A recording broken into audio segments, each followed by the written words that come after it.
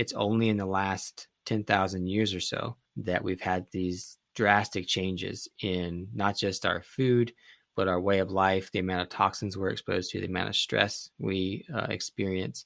And those things happen very, very quickly. And there's no way that evolution could have kept up with those changes. Our chronic disease epidemic is thought of as a problem. Like, this is a problem that we have, but it's not really a problem. It's the symptoms of human beings living away from the natural way of life they evolved in for millions of years.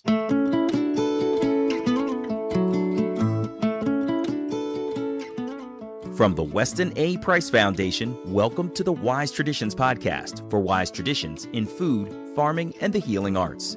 We are your source for scientific knowledge and traditional wisdom to help you achieve optimal health.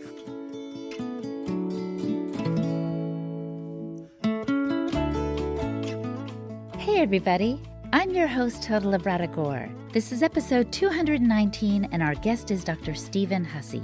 Stephen is a chiropractor, a functional medicine practitioner, and an online coach who focuses on helping people create high-performing hearts. He is also the author of The Health Evolution, Why Understanding Evolution is the Key to Vibrant Health. Today we spend a lot of time chewing the fat, literally. If fat is really so good for us, as the Weston A. Price Foundation believes, why are we still warned to avoid it? Many heart experts seem to wave us away from fat. Why is that? Stephen brings clarity to the conversation.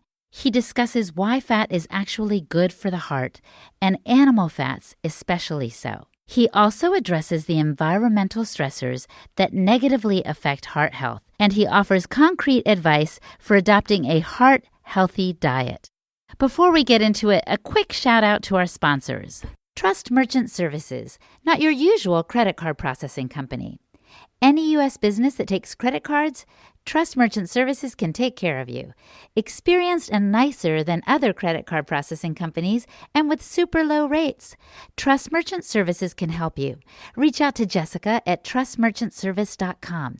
Trust Merchant Services, not your usual credit card processing company.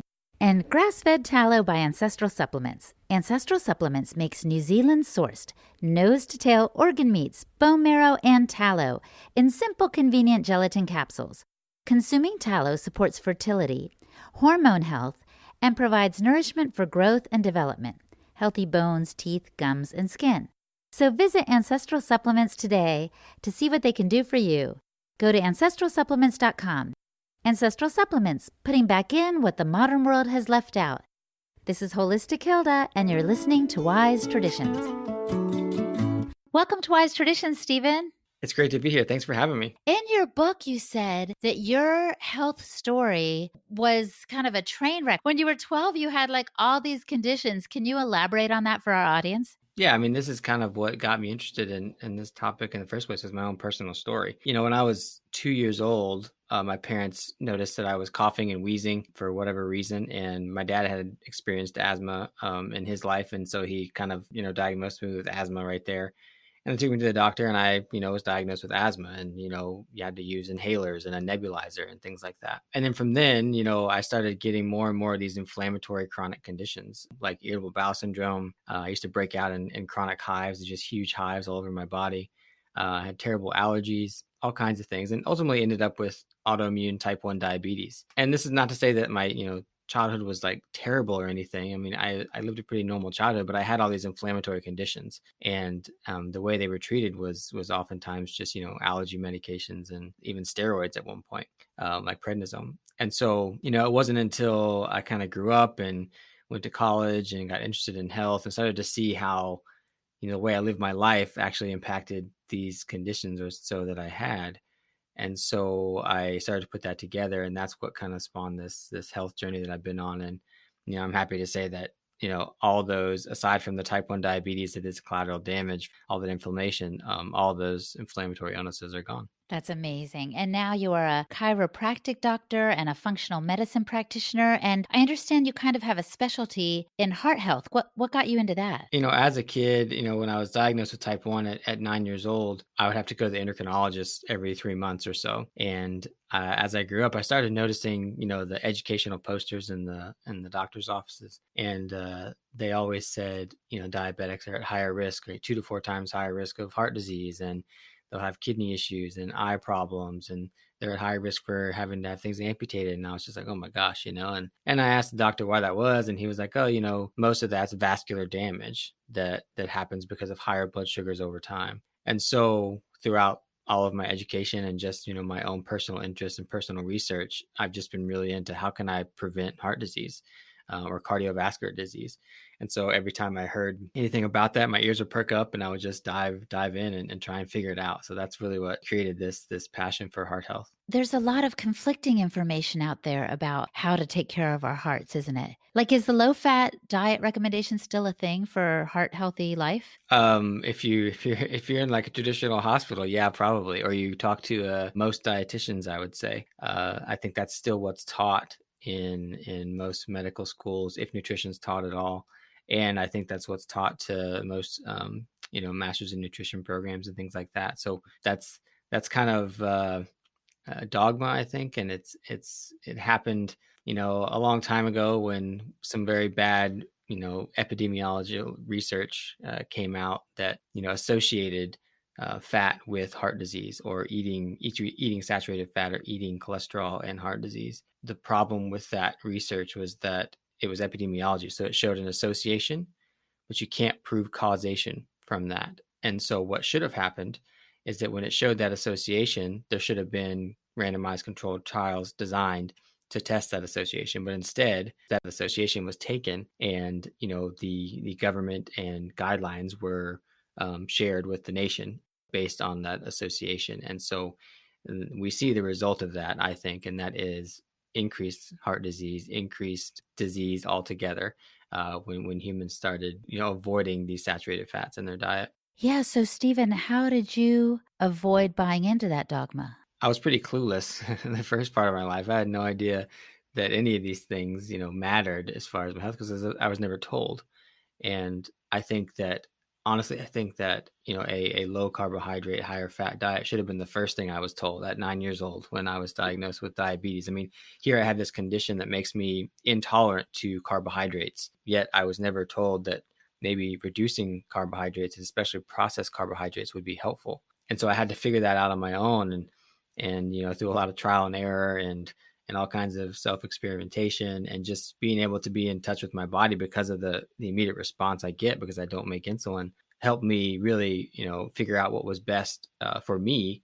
And then when I really dug into it, I could find that that's probably what's best for most people, even though they don't have type 1. Like, lower insulin levels is probably a good idea for most people. And so the way you do that is, restricting carbohydrates, eating higher fats, and the benefits have been amazing. That's fantastic. And so it's interesting because Dr. Price, when he traveled the world, found that every people group, every indigenous group he encountered had varying levels of fat in the diet, but they all certainly had more than we do in our standard American diet. So talk to us a little bit about what fats you include personally and what fats you would recommend that we all include. I mean, there was this famous diet. I mean, back in the Atkins diet was a pretty famous diet. And I think that it was awesome. And the work he did was pretty awesome. But I believe he included vegetable oils as a good fat in that diet. And that's what we're told are good fats. And those are very unnatural fats. I mean, if we talk about how processed carbohydrates are bad because they're just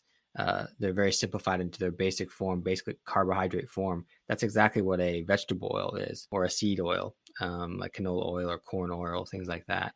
And so those are fats that I think that we should completely avoid. And unfortunately, they're in all kinds of the foods that we eat, the convenience foods that people eat. And so the fats that we do need to be eating are the ones that I think humans have been eating for millions of years. These fats that I think really drove our evolution and made us human. And those are saturated fats from animal products. And I think that the most important thing about that, and this is something that, Dr. Price talks a lot about in his work, is the fat soluble vitamins. I think that those are incredibly important to our health and physiology. And I think that when you look at a lot of the chronic diseases we're seeing today, you can trace them back to being deficient in a lot of these fat soluble vitamins, and those come in saturated fats from animal food. So we're talking like, the grass-fed butters, bone marrow, just, fatty cuts of meat. You could do fish, like sardines are my favorite. You could do lard, things like that, beef tallow. All those fats are just the best for us. Yeah. And whenever I talk to Sally, she talks about how important those fats are for our brain and our cellular function. How do those fats help our heart in particular? Well, we talk about, I think there's two separate things we could talk about here. One, as far as just cardiovascular disease in general, like if we're talking about atherosclerosis, that happens when there's damage to a blood vessel and the body tries to repair it and uses cholesterol and some minerals to do that. And we end up with this hardened artery. And one of the fat soluble vitamins that comes in these fats is vitamin K, specifically K2, really high in animal products. And that is actually responsible for taking minerals and depositing them in the bone where they're supposed to go and not in other tissues, because you can get calcification of a lot of different tissues. And so if we want to prevent that calcification in our arteries, then getting lots of vitamin K2 from animal fats is really, really important. And then the other aspect of this, the other part of heart disease I think that is really important is looking at heart attacks. And I know that the Western Price Foundation and Dr. Cowan speaks a lot about this, but I think that the fat or the heart is, interestingly enough, it prefers to burn fat for fuel, fatty acids and ketones for fuel, which is different than the rest of the body. The rest of the body, if glucose is present, it will burn that first. But I have countless studies that show that in the presence of glucose, even the heart will choose to burn fat over the glucose. And there's one study that showed that, when there was glucose present, when they put ketones in there, that the glucose utilization of the heart went down by 30 to 60% because it wanted the ketones. And so I feel like the heart's like this really special organ. And I think that if the heart is forced to burn carbohydrates more than it wants to, because we're not providing it the fats that it needs, I think that bad things can happen. And one of those things I think is a heart attack. When a certain set of circumstances happen, that being one of them, is that the heart's being forced to burn more glucose than it wants. First of all, let me just say that was fascinating. I really feel like you could break it down in a way that's really easy to understand. I don't know that I've ever heard anyone put it just the way you did. So thank you for that. But I also want to say, every time I turn around, I see people just carb loading, and these are not runners. These are people who just have a tendency to eat a carb heavy diet. And actually, they're young people, so they don't seem to be showing a lot of the negative effects that might come down the pike. Are they still doing damage to their heart? I think so, because I think they're training their body to be dependent on carbohydrates. And so, yes, even in the presence of glucose, your heart will choose to burn fatty acids. But, if we're setting our whole system up for burning carbohydrates as we age, I think that if your body is not used to or not able to readily burn fats, then when other things happen, like oxidative stress and imbalances in our autonomic nervous system happen, then if we're not really fat adapted and can't easily burn fats for fuel, that kind of sets us up for things like heart attacks or heart issues, because the heart's being forced to burn a fuel source that it doesn't want to. Yeah. And something I saw on a blog post on your website, can you explain what the problem is with free radicals and why we need more fat in relation to that? Yeah, for sure. So, there's a lot of problem with free radicals. So if people don't know what a free radical is, like every time our body burns a fuel source, whether it's a carbohydrate or protein or fat or whatever, it comes up with energy. It makes energy, but it also makes waste products. It makes, water is one of the waste products, and that obviously can, be helpful for our body. We used to use it in other places, but we can also breathe it out. We make carbon dioxide, obviously, and we breathe that out as well. And we also make these things called free radicals, and I kind of call them the exhaust that we make. Just like if a car was burning fuel, it would have an exhaust, it would have a waste product. And so these free radicals are supposed to be taken care of by the endogenous antioxidants that our body makes. And the two main antioxidants that it makes is glutathione peroxidase and superoxide dismutase. And so those are made in our body. And what's interesting, though, is that when we look at burning a carbohydrate versus burning a fat, or having a carbohydrate burning based metabolism versus a fat based metabolism, that we actually get less energy from burning carbohydrates, which is why when you eat carbohydrates, especially processed ones, you're hungry 2 hours later because we don't make as much energy and we burn through it quicker. Whereas the fat gives us more energy, more molecules of ATP when we burn that. But also, we tend to get more of this, exhaust, these free radicals, if we're burning primarily carbohydrates for fuel. And this has been shown in muscle cells, and the heart is a muscle. And so if we're getting more of this exhaust and we're trying to rely on these endogenous antioxidants to take care of that, but we're getting more and more of these free radicals building up, and the antioxidants can't take care of it, we get what's called oxidative stress, where we get too many of these free radicals running around. And I tell people that they're like the Looney Tunes Tasmanian devil. They're just kind of going around looking to be paired, because that's what a free radical is. It's an unpaired electron, or a molecule with an unpaired electron, and it wants really badly to be paired, and it will steal it from anywhere. So if the antioxidant doesn't give it that electron, it will steal it from somewhere else, including a tissue somewhere in your body, and it will damage that tissue to get that electron. And that's the problem. That can cause a whole host of issues when we get too much free radicals in our body. Those are really good illustrations, the Tasmanian devil and the exhaust. That's really helpful. Yeah. Now, I often think about fat. Oh my gosh, I love fat so much. That's a little aside. I'll probably cut that out, but I'm a big proponent, because it's so satiating. Even if you didn't tell me that it was good for me, I just feel like people crave that. But sometimes I think they're afraid of animal fats. I think they think, oh, they've been told so long that animal fats can be, cancer causing or what have you, that they think, oh, I better just get different kinds of fats. What do you think of that? Are animal fats preferable to these processed oils we were talking about earlier? Yes, definitely. And so, there's a whole lot of research out there that shows that, saturated fat is not associated with heart disease. And then there's some research out there that shows that it is associated with it. And so to me, when that kind of stuff happens, we can't draw any conclusions. So the fact that, our government agencies and our academic institutions have drawn the conclusion that saturated fat causes heart disease is, I think, irresponsible, because we have, these conflicting findings. But then when you look at it evolutionarily, when you look at the health of people who eat more saturated fat in their diets, and I see this every day with clients I work with, you see their health just turn around, then those are observations to me that tell me that we should not be scared of saturated fat, and that humans have been eating it for millions of years and we're still here. So if it was this thing that, was causing all this heart disease, then why is heart disease or the epidemic we know of heart disease, this relatively new thing? Within the last 200 years or so, it really skyrocketed, heart disease, when we've been eating the saturated fat for millions of years. It's what made us human. Is that why you say we have to understand evolution to get a better grasp on our health?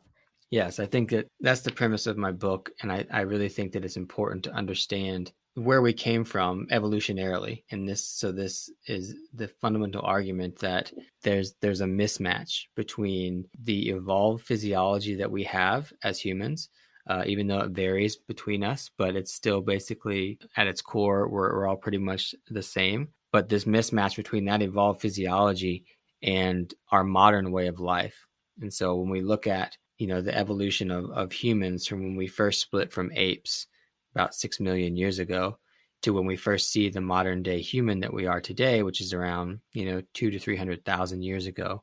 So for those, 5 point whatever million years, we were eating to become human. We were eating a lot of animal fat and animal protein. And it's only in the last, 10,000 years or so that we've had these drastic changes in not just our food, but our way of life, the amount of toxins we're exposed to, the amount of stress we experience. And those things happen very, very quickly. And there's no way that evolution could have kept up with those changes. And so now we're living this way of life that's not necessarily suited for our physiology. And that's I tell people that, our chronic disease epidemic is thought of as a problem. This is a problem that we have, but it's not really a problem. It's the symptoms of human beings living away from the natural way of life they evolved in for millions of years. Coming up, Stephen explains why diet is not the only factor when it comes to preserving our health, obviously, and he explains what steps we can take toward a heart-healthier life. You're listening to the Wise Traditions podcast from the Weston A. Price Foundation. We pause now to recognize our sponsors. Trust Merchant Services, not your usual credit card processing company. Any U.S. business that takes credit cards, Trust Merchant Services can facilitate that process. More affordable and nicer than other credit card processing companies, Trust Merchant Services has experience with a wide variety of U.S.-based businesses. Whether it's retail, a restaurant, an online, or a nonprofit business, Trust Merchants can help. Trust Merchants' rates are low and stay low. No contracts or termination fees are needed. Customer service is unparalleled. I've spoken with Jessica and she is amazing. I love that she gives 2% of the profits from her company back to a not-for-profit every year. So reach out to Jessica through her website, trustmerchantservice.com. Trust Merchant Services, not your usual credit card processing company. And grass-fed tallow by Ancestral Supplements. According to Cabeza de Vaca, the Native Americans are the people with the most well-formed bodies and of the greatest vitality and capacity. What kind of foods produced such fine physical bodies, well-formed, strong, resistant to degenerative disease, and cavity-free? All were based on nose-to-tail dining and fat. They hunted the older animals because they had built up a thick slab of fat along the back. Our DNA evolved with the nourishment of liver, heart, kidney, pancreas, spleen, and a whole lot of fat. The fat was always saved, sometimes by rendering, stored in the paunch, bladder, or large intestine, and consumed with dried or smoked meat or pemmican. Used in this way, fat contributed almost 80% of total calories in the diets of the northern Indians. Most prized was the internal kidney fat of ruminant animals. Consuming tallow supports fertility, hormone health, and provides nourishment for growth and development, healthy bones, teeth, gums, and skin. So visit ancestralsupplements.com to see what they can do for you. Ancestral Supplements, putting back in what the modern world has left out. This is Holistic Hilda, and you're listening to Wise Traditions. Given where we are today, how can we help ourselves out? Will eating fat solve all these other problems? I think it's a good place to start. I mean, the benefits of burning fat for fuel and giving your body those fat-soluble nutrients is very well documented, and and on an anecdotal level and on a research level. I think that that's a good place to start. But I think that obviously we can't ask people to go back and live a hunter-gatherer lifestyle or live back in the wild, because it doesn't work in today's society. But we can do things that will allow us to, get ourselves closer to that way of life, and I think that the biggest lever is food. So, in a way, eating something that's, much more compatible with our physiology, and eating things that are much more compatible with it is, I think, the biggest lever that you can use, because that's something that people do every single day.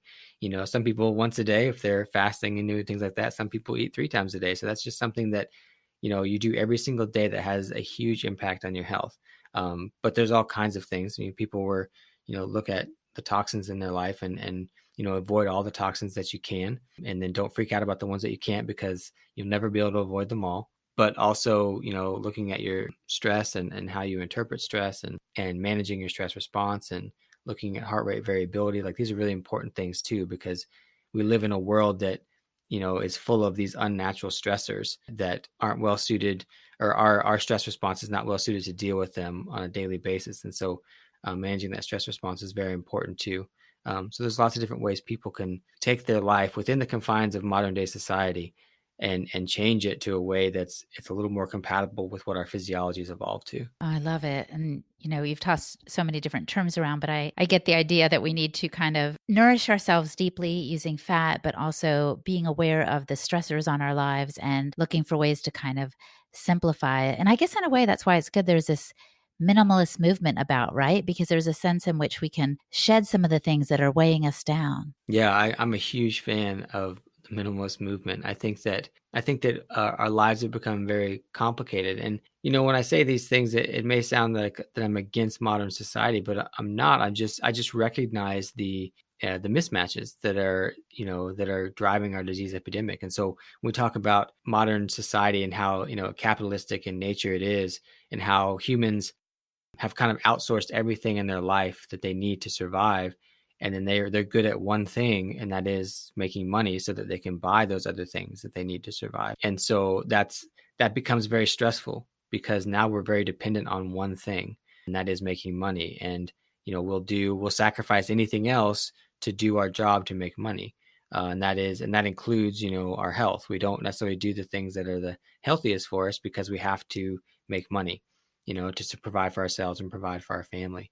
And so that's, I think, very stressful. And you see what happens when people don't make enough money in society. They don't know how to survive. They end up homeless and sometimes starving.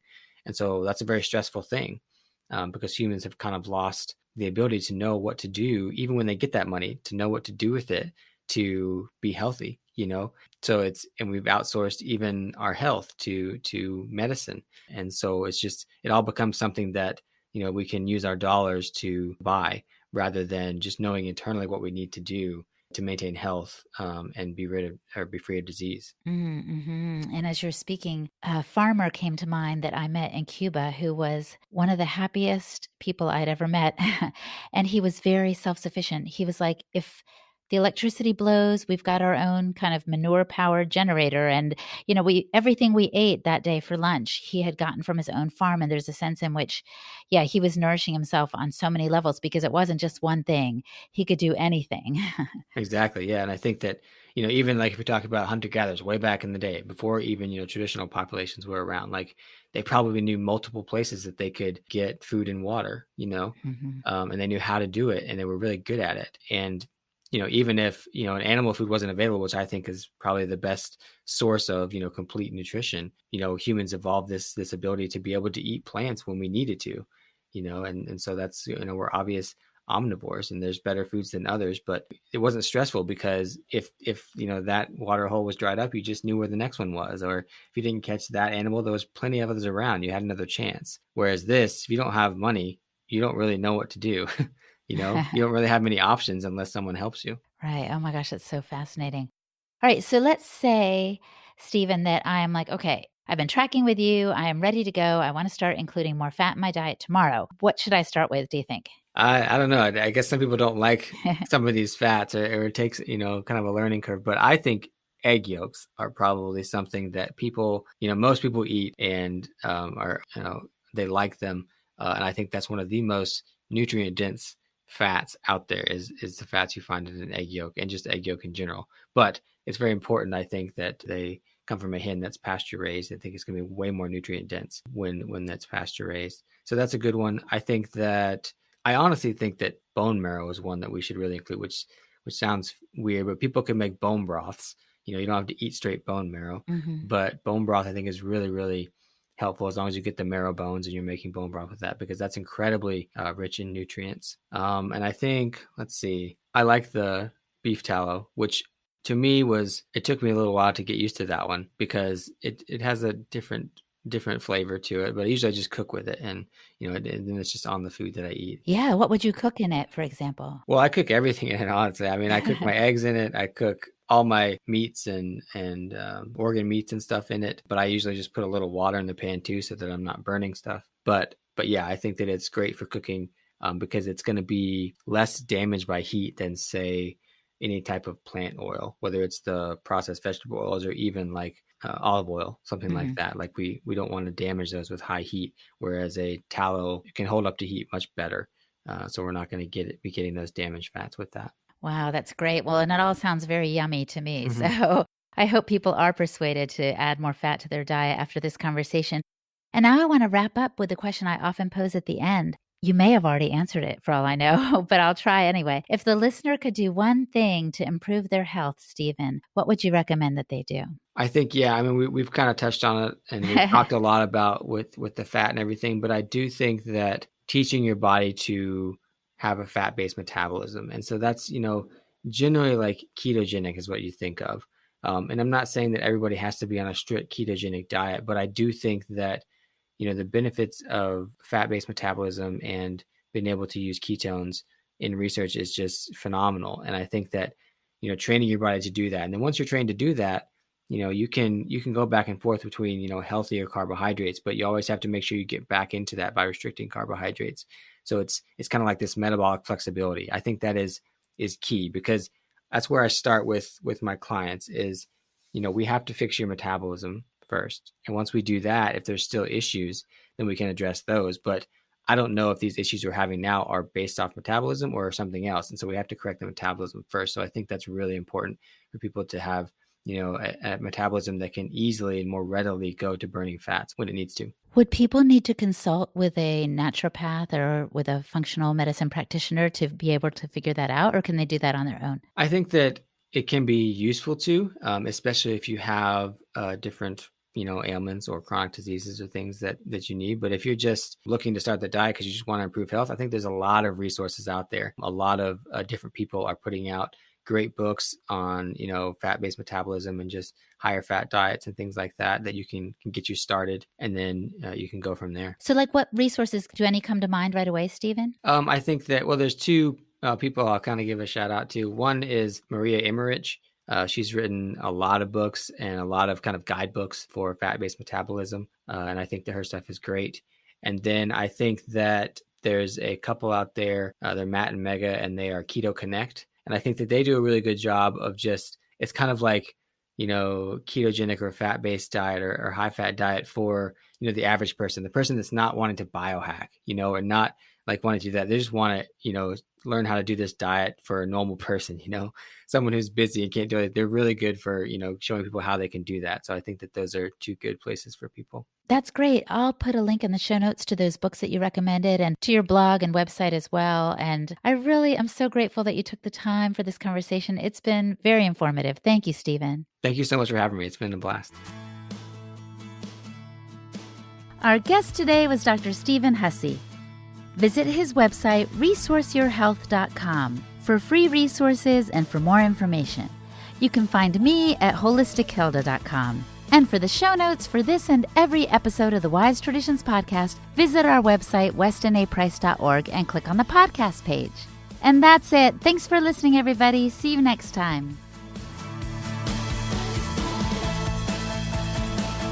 On behalf of the Weston A. Price Foundation, thanks for listening. We have many free resources to support you on your health journey. Visit westonaprice.org to find podcasts, articles, videos, and more. You can also find a local chapter near you for help in finding sources of great food. We invite you to support the Foundation's mission of education, research, and activism by becoming a member. Thanks again, and take care. Wise Traditions is a project of the Weston A. Price Foundation for wise traditions in food, farming, and the healing arts. The content on this podcast is provided for informational purposes only and is not intended to substitute for the advice provided by your doctor or other healthcare professional. It is not intended to be, nor does it constitute healthcare or medical advice.